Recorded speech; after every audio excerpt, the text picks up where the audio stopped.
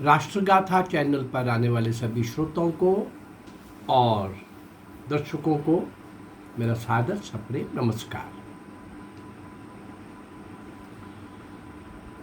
एक लंबा स्वतंत्रता संग्राम का संघर्ष का इतिहास,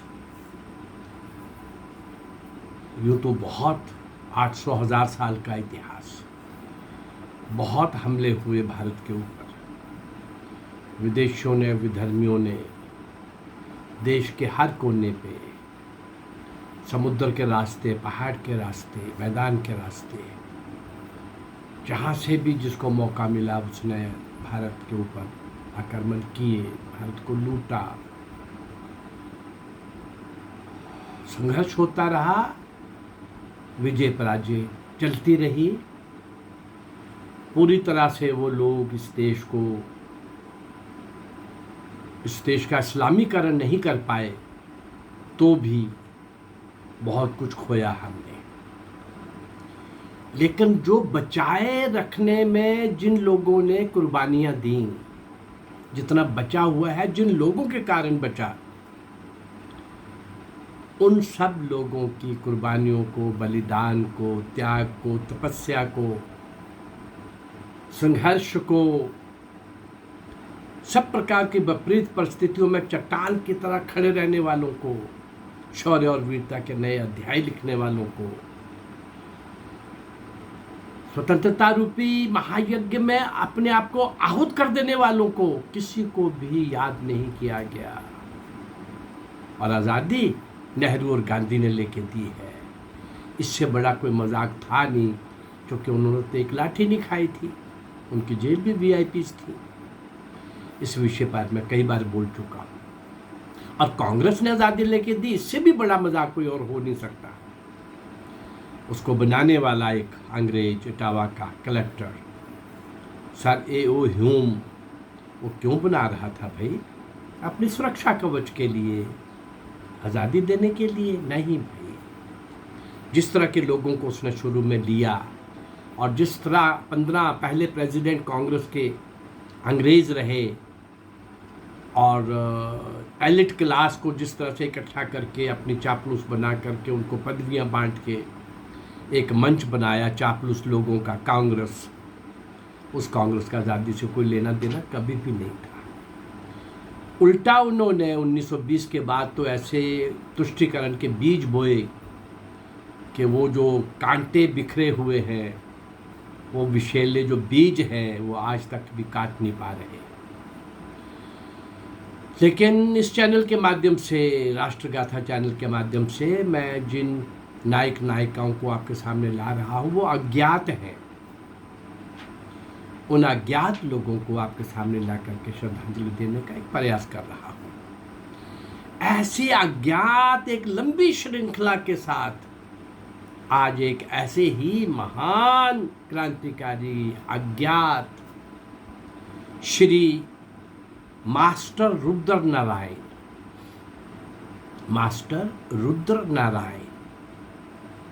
देखिए कैसे कैसे विलक्षण लोग थे, क्या क्या कर रहे थे, किस किस तरीके से देश की आज़ादी के लिए कर रहे थे। जान हथेली पर रख करके 24 घंटे सब प्रकार का अपना सब कुछ दांव पर लगा के और काम कर रहे थे। ऐसे मौन तपस्वियों को किसी ने याद नहीं किया। तो आइए देखते हैं मास्टर रुद्र नारायण सिंह जी का क्या योगदान है इस स्वतंत्रता महायज्ञ में। मास्टर रुद्र नारायण, उस दिन जब मास्टर रुद्र नारायण के घर चंद्रशेखर आजाद ने अपना दंड बैठकों का नियमित व्यायाम समाप्त कर जाने लगे, तो मास्टर जी बोल उठे, मास्टर रुद्र नारायण जी बोल उठे। पंडित जी, चंद्रशेखर को पंडित जी के संबोधन से भी बोला जाता था उनको, पंडित जी, अभी तक मैंने आपका कोई चित्र नहीं खींचा है। मास्टर रुद्र नारायण अच्छे संगीतकार भी थे, अच्छे गीतकार भी थे, अच्छे चित्रकार भी थे, और फोटो भी कैमरे से भी बहुत अच्छा कैमरे उतने डेवलप नहीं थे, लेकिन उनको सारी कलाकारी ये थी। तो आपका कोई मैंने चित्र नहीं खींचा, अगर आप मुझे अनुमति दें तो मैं आपका एक चित्र खींच के सुरक्षित कर लूं। चंद्रशेखर आजाद ने आश्चर्य के साथ मास्टर जी की ओर देखा और बोले, खुद एक क्रांतिकारी होकर आप एक क्रांतिकारी का फोटो लेने की बात कर रहे हैं। आप तो जानते ही हैं कि क्रांतिकारी लोग अपना फोटो इसलिए नहीं बनवाते कि कहीं वो पुलिस के हाथ में ना आ जाए और पहचान हो जाएगी। मास्टर जी ने कहा, मास्टर रुद्रनारायण जी ने कहा, भाई मैं तो जानता हूं पंडित जी, मैं तो आपका फोटो इसलिए मांग रहा हूं, चाह रहा हूं, ताकि समय आने पर दुनिया ये जान सके कि जिस क्रांतिकारी के लिए पुलिस नदियों में जाल,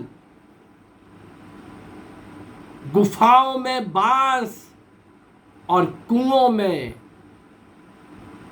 कांटे डालती फिरती थी, उसकी शक्ल सूरत कैसी थी।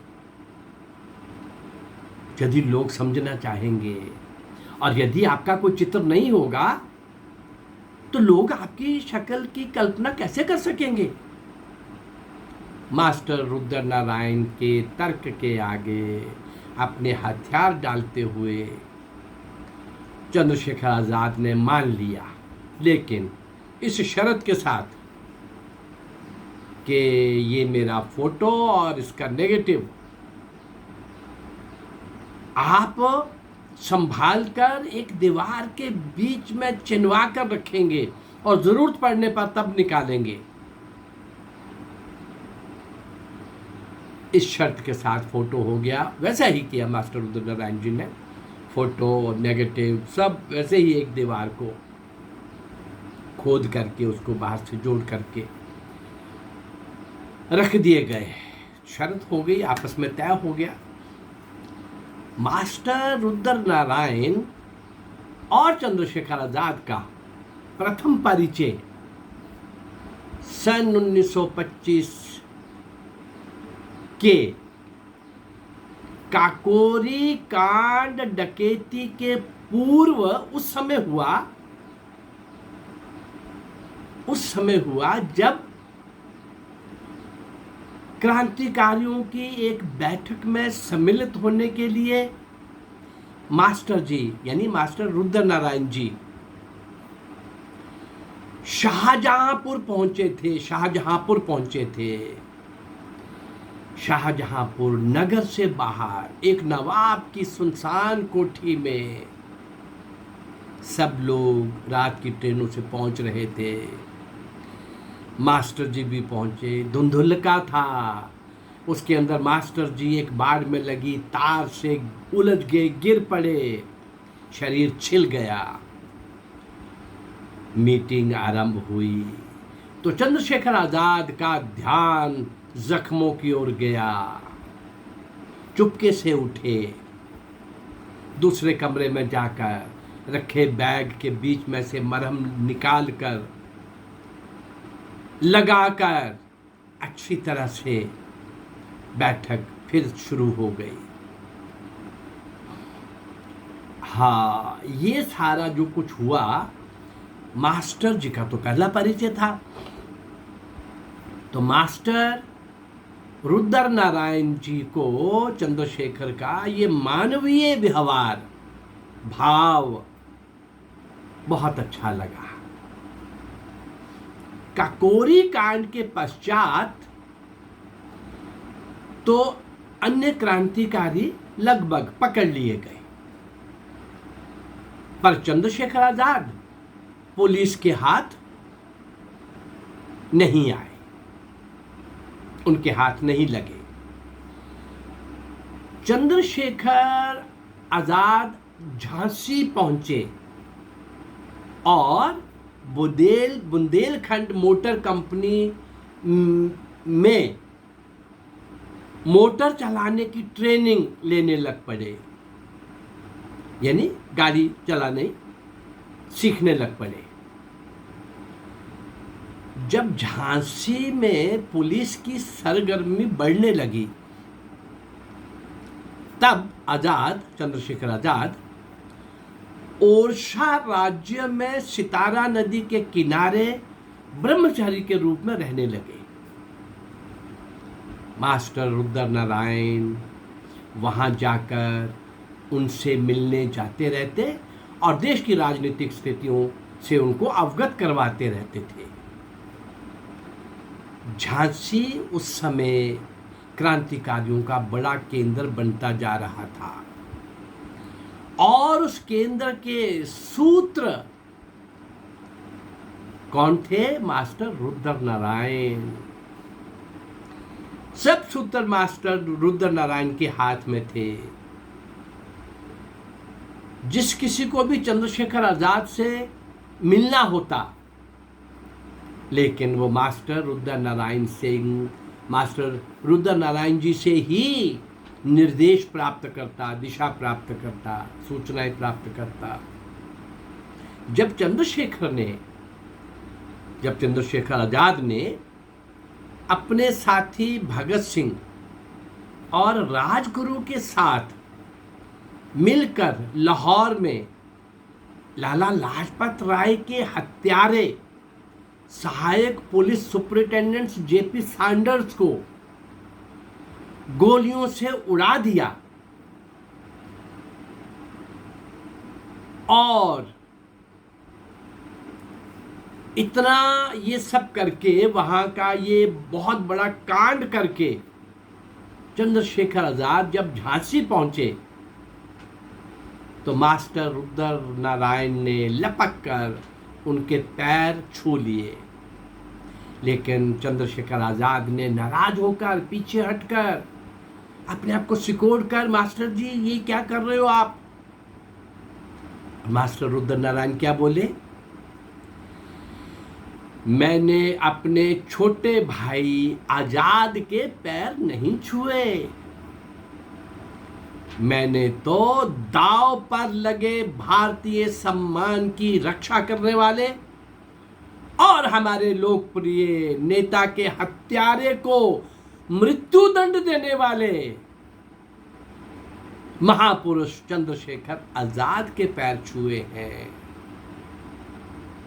आपने लाला लाजपत राय की मृत्यु का बदला लिया है, ये सब करके आए हो और बच के आ गए हो। चंद्रशेखर आजाद आखिर तक, वैसे भी वो कहते थे मैं आज़ाद हूँ, आज़ाद था, आज़ाद रहूँगा, इलाहाबाद के बुलेटिन पार्क में आखिर में संघर्ष करते हुए, और जब एक ही गोली रह गई तो अपने आप को समाप्त कर लिया। चंद्रशेखर आज़ाद का एक विलक्षण ये था कि वो इतने सारे उस समय के 12 साल का एक ऐसा पीरियड आता है, कोई क्रांतिकारियों की ऐसी घटना नहीं है जहाँ पर चंद्रशेखर आज़ाद आगे या पीछे, दाएं या बाएं, पर्दे के आगे, पर्दे के पीछे, ऊपर नीचे, सारी उसकी योजना से लेकर योजना को कार्यान्वित करने तक का रोल, मुख्य रोल चंद्रशेखर आज़ाद का होता था। चंद्रशेखर आज़ाद पकड़े नहीं जाते थे। कमाल का उनका सारा प्रस्तुतिकरण था अपने जीवन का, उन घटनाओं के अंदर कैसे वो किस व्यवहार कुशलता से निकाल के चले जाते थे। लेकिन आज तो बात हम कर रहे हैं मास्टर रुद्र नारायण जी की। मास्टर रुद्र नारायण जी भी कितने विलक्षण रहे होंगे। अध्यापक हैं, बहुत गुणों के मालिक हैं।